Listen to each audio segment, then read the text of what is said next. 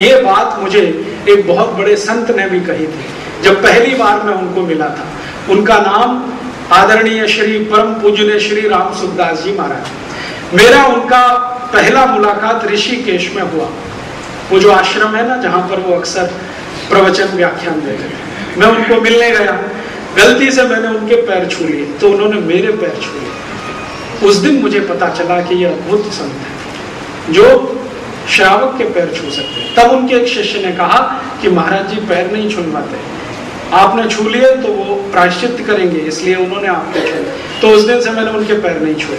उस मुलाकात में मैंने उनसे कुछ बात की और उन्होंने मुझसे प्रश्न पूछे। तो उन्होंने पूछा, तुम ये सब क्यों करते हो? ये आजादी बचाओ आंदोलन, ये गो हत्या विरोधी अभियान, ये सब क्यों करते हो? क्या क्या क्यों करते हो? कारण बताओ। तो मैंने कहा कि महाराज जी ऐसा ऐसा हुआ, ऐसा ऐसा हुआ, ऐसा हुआ। उन्होंने कहा ठीक है, ये तो बेकार है, और कोई कारण बताओ, और कोई कारण बताओ। अंत में मैंने कहा महाराज जी मोक्ष जाना है, इसके लिए करते हैं। तो उनका तुमको लगता है तुम्हें मोक्ष होगा? मैंने कहा हाँ लगता तो है। तो उनका ऐसे नहीं होता। फिर मैंने कहा कैसे होता है? तो उन्होंने कहा कि ये जो तुम करते हो इससे ये बताओ कि सेवा होती है क्या?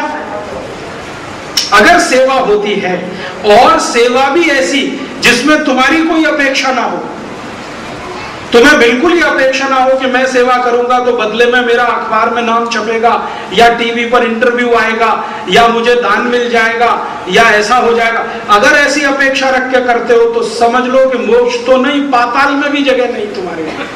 हाँ ये जरूर है कि बिना किसी भावना के, अपेक्षा के तुम अगर सेवा करो और उस सेवा से किसी के दुख दूर हो जाए, दैहिक दैविक और भौतिक, तो कल्पना कर सकते हो कि तुम्हें मोक्ष मिलेगा। तो अगर मोक्ष चाहिए तो सेवा करो बिना स्वार्थ के, दैहिक दैविक और भौतिक दुखों को दूर करने की।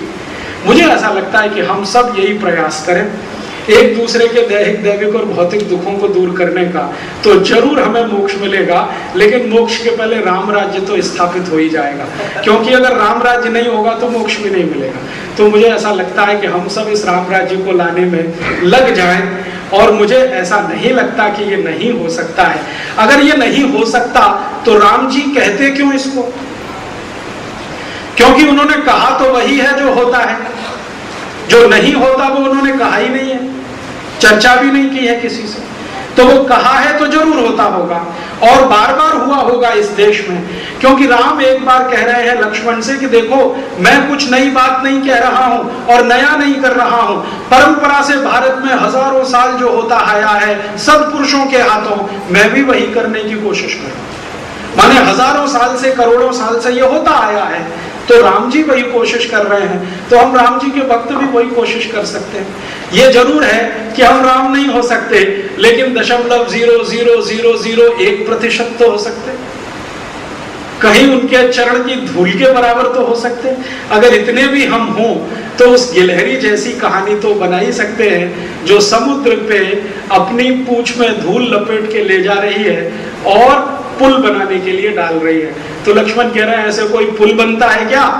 तो गिलहरी कहती है कि मुझे मालूम है कि मेरे इस छोटे 2-3 टुकड़े से पुल तो नहीं बनेगा, लेकिन मेरे ये धूल भरे दाने डालने से समुद्र को पता तो चलेगा कि एक गिलहरी भी थी जिसने मेरे पानी पर पुल बना दिया था या पुल बनाने में मदद कर दिया था।